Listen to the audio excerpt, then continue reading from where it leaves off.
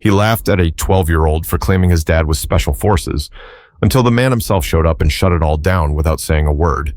It was a Saturday afternoon in Stockton, California, the kind of day where the sun made the concrete shine too bright and kids tossed around basketballs at the local park, shoes squeaking on the blacktop.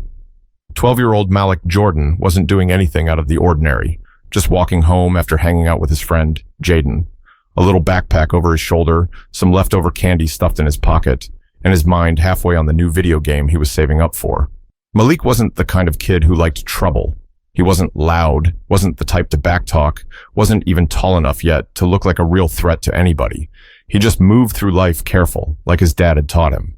Keep your head up, son, shoulders back, always walk like you belong. And Malik believed he did belong, until a police cruiser pulled up slow beside him, the tires crunching the loose gravel along the sidewalk. Officer Bryce Keterman leaned out the window, sunglasses low on his nose. He looked Malik over, the way you'd look at something stuck to your shoe.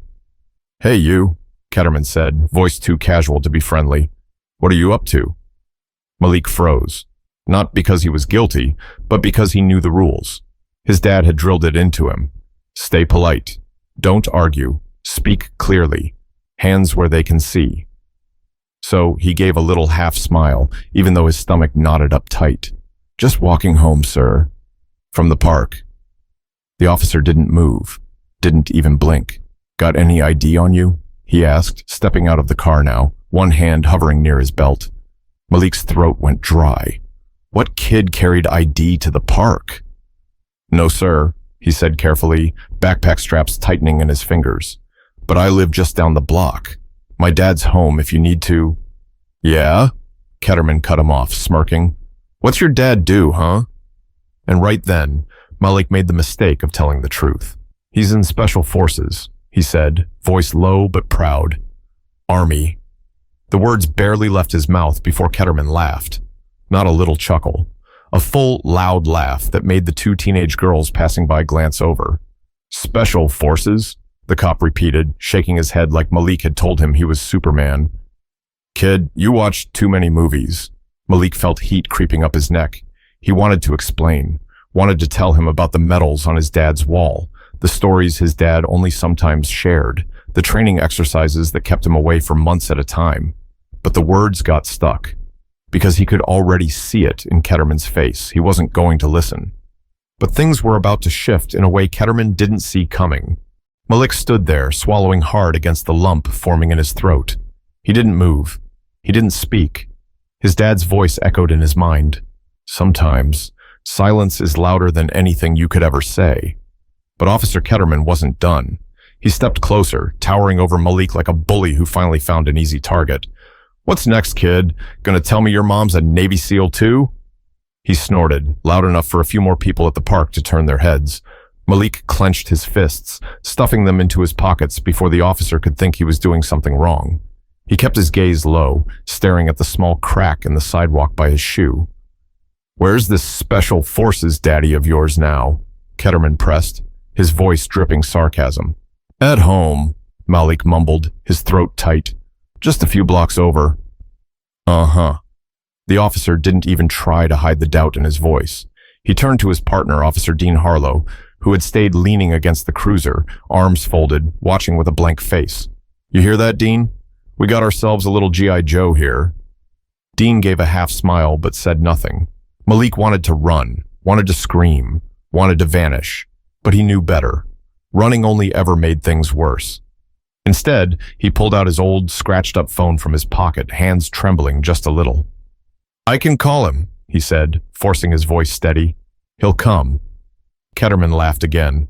"Yeah, sure, kid. Why don't you go ahead and do that? I'd love to meet this superhero dad of yours." The words were sharp, mocking. They stuck to Malik's skin like burrs, and even though every part of him wanted to stay calm, his hands betrayed him. The screen slipped from his sweaty fingers and cracked against the sidewalk. The crack sliced right across the middle, like a wound opening up. For a moment, nobody said anything. Just the sound of the breeze pushing leaves down the street, the faint bounce of a basketball in the distance. Then Keterman spoke again, softer this time, but still with that same poisoned edge. "Figures." Malik bent down slowly, picking up the broken phone. His knees felt wobbly, like they couldn't hold up his pride any longer. He tapped his dad's contact anyway. The call button lit up weakly through the shattered screen. But the real shock wasn't in the call going through. It was in who was about to answer it in person. The phone barely rang twice before Malik heard it.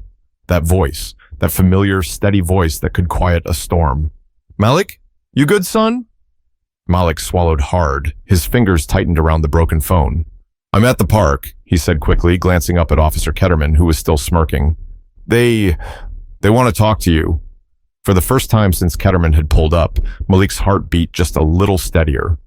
Keterman leaned down slightly, looking at Malik like he was trying not to laugh again. "Oh, we're doing this now?" he said, chuckling.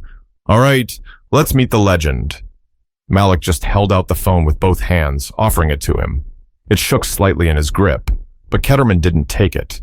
Instead, he waved it away with a lazy flick of his wrist, turning his back like the whole thing was already a joke in his mind. "You can tell him yourself when he gets here," he said, heading back toward the cruiser to lean against the hood. Malik stood there awkwardly, phone pressed to his ear. His dad was still on the line. "Stay right there, Malik. I'm coming." Malik didn't say anything. He just nodded, forgetting his dad couldn't see him. 5 minutes crawled by. The sun kept beating down and the asphalt smelled like rubber. A few more kids drifted by, giving curious glances at the scene. Keterman leaned back casually, arms crossed, chatting with Dean about nothing. Fishing, golf, something stupid. Pretending there wasn't a boy standing 20 feet away, burning with shame. Malik caught bits and pieces of what they were saying. "Kid probably doesn't even have a dad," Keterman muttered under his breath, just loud enough for Dean to hear. Dean didn't laugh this time. He just looked uncomfortable, scratching the back of his neck. Malik bit the inside of his cheek so hard he tasted blood. And then something shifted. The air felt different. Malik didn't even see the car pull up. He just sensed it. The quiet power in the way the black Ford Explorer rolled to a stop without a screech, without a rush. The driver's side door opened, and out stepped a man who somehow looked taller than life. Nathaniel Jordan didn't wear a uniform. Didn't need to. The way he moved, the way he carried himself. Straight spine, watchful eyes, a quiet strength. It told you everything you needed to know. Malik felt a lump rise in his throat again, but this time it wasn't from fear. It was from something closer to relief. Nathaniel didn't rush. He didn't shout. He simply closed the car door and started walking toward them with the kind of deliberate calm that made people instinctively step aside. Officer Keterman, still lounging against the cruiser, didn't notice at first. He was too busy laughing at one of his own jokes, but Dean saw him, and Dean's posture straightened immediately, his whole body going stiff. Bryce," Dean said under his breath. "What?" Keterman snapped, annoyed. Dean jerked his chin toward Nathaniel, who was now about 15 feet away and closing in fast. Keterman turned lazily, and the smirk slid right off his face, gone, erased, like it had never been there. Because standing there in a simple black t-shirt and jeans was a man who didn't need a badge or a title to command a room. A man whose eyes said, without a word, "You have about 5 seconds to get this right." But even then, Officer Keterman didn't realize just how much trouble he was standing in. Nathaniel Jordan stopped a few feet from the cruiser, close enough that nobody had to guess who he was. Malik saw it immediately. The slight dip of his dad's chin, the way his eyes locked onto Keterman, measuring him without a single wasted word. Nathaniel didn't shout, didn't puff up his chest or throw out credentials. He just asked, in a voice so even it almost sounded calm, "Is there a reason my son's being detained?" Keterman opened his mouth, but for the first time since he pulled over, he seemed unsure what to say. Malik didn't dare breathe. Dean shifted awkwardly by the cruiser, clearly wishing he was anywhere else. "Well, sir," Keterman finally said, clearing his throat, "we got a call about suspicious activity, just doing a routine check." Nathaniel's gaze didn't waver. "You got a call about a 12-year-old walking home from the park?" Keterman flinched a little, like he hadn't expected it to sound so stupid when said out loud. Nathaniel glanced at Malik briefly. One look was enough to read the whole situation. The cracked phone in his son's hand, the way Malik stood stiff like he was bracing for another blow. Nathaniel turned back to Keterman. "Name?" he asked simply. Keterman hesitated. "Officer Bryce Keterman, Stockton PD." Nathaniel's jaw flexed. Just once. His hands stayed at his sides, relaxed but ready. "Well, Officer Keterman," Nathaniel said slowly, "you're about 2 minutes away from a very different kind of conversation." Keterman stiffened. "Sir, there's no need for threats." Nathaniel cut him off, still in that same deadly calm voice. "Not threatening you, educating you." Malik felt something rise in his chest he hadn't felt all afternoon. Hope. Nathaniel reached into his back pocket, slow and deliberate, and pulled out a leather wallet. Inside wasn't a driver's license. It wasn't even a military ID. It was something smaller, heavier, laminated. He held it up. Dean's eyes widened immediately. Keterman squinted at it, confusion flashing across his face, and then realization crashing in right behind it. Master Sergeant Nathaniel Jordan, United States Army Special Forces, clearance level, classified. Nathaniel tucked it away like it was nothing. Like it was just another Tuesday. "You don't get to make my son feel like a criminal because you don't believe who his family is," Nathaniel said, voice low but cutting. "You don't get to humiliate a child because your ego's too big to fit in your badge." Keterman opened his mouth again, then closed it. For once, there was no smart comeback, no cheap laugh. Malik watched, eyes wide, as his dad turned slightly, motioning for him to come. Malik didn't even think. He bolted the few steps to his father's side, feeling the safe weight of Nathaniel's hand on his shoulder. Nathaniel looked down at Keterman one last time. "I suggest you get better at telling real threats from the ones you make up," he said quietly, and just like that, he turned, guiding Malik toward the Explorer without another word. But Officer Keterman still wasn't ready to let go, and what he said next would only dig the hole deeper. Nathaniel had already opened the door to the Explorer when he heard it. A voice, loud, defensive, desperate. "You know, not everybody's impressed by a uniform," Keterman barked after him, hands planted on his hips like he was trying to reclaim some kind of control over the scene. Nathaniel paused. He didn't turn around. Malik felt his father's hand tighten slightly on his shoulder. Not rough, just firm, like an anchor. Nathaniel exhaled slowly through his nose, as if weighing the moment carefully. Then he turned, just enough that Keterman could see his face. "You think this is about uniforms?" Nathaniel said, voice low and sharp. "This is about a grown man thinking it's funny to humiliate a kid for telling the truth." Keterman shifted, glancing around. A few people had stopped to watch now. Parents, teenagers, a couple of joggers, all pretending not to stare, but everyone hearing every word. Nathaniel stepped a little closer. Not threatening, just real, just solid. "My son's 12, he said, voice steady. "He's old enough to know when someone's laughing at him. He's old enough to know when respect's missing." Keterman tried to puff up, tried to hold on to the last scraps of authority clinging to him. "We have procedures," he mumbled. "We have to make sure—" "You don't humiliate children to make sure," Nathaniel cut in, calm as a frozen lake. "You listen, you observe. You act like you got some sense." Keterman looked ready to argue again, but Dean finally stepped forward, putting a hand lightly on Keterman's arm. "Bryce," Dean said quietly, "let it go." It wasn't a suggestion. It was a plea. For a second, nobody moved. The whole world seemed to tilt, just slightly, waiting to see what would happen next. Keterman exhaled sharply through his nose, like a bull deciding not to charge. Nathaniel watched him for one long, quiet beat. Then he turned back to Malik, giving his shoulder a gentle squeeze. "You all right, son?" he asked, voice softer now, just for him. Malik nodded, even though his throat was still tight. Nathaniel opened the passenger door for him. Malik climbed in without a word, setting the broken phone carefully in the cup holder. As Nathaniel rounded the car to the driver's side, he looked one last time over the roof at Keterman and Dean. No threats, no raised voice, just a look that said everything.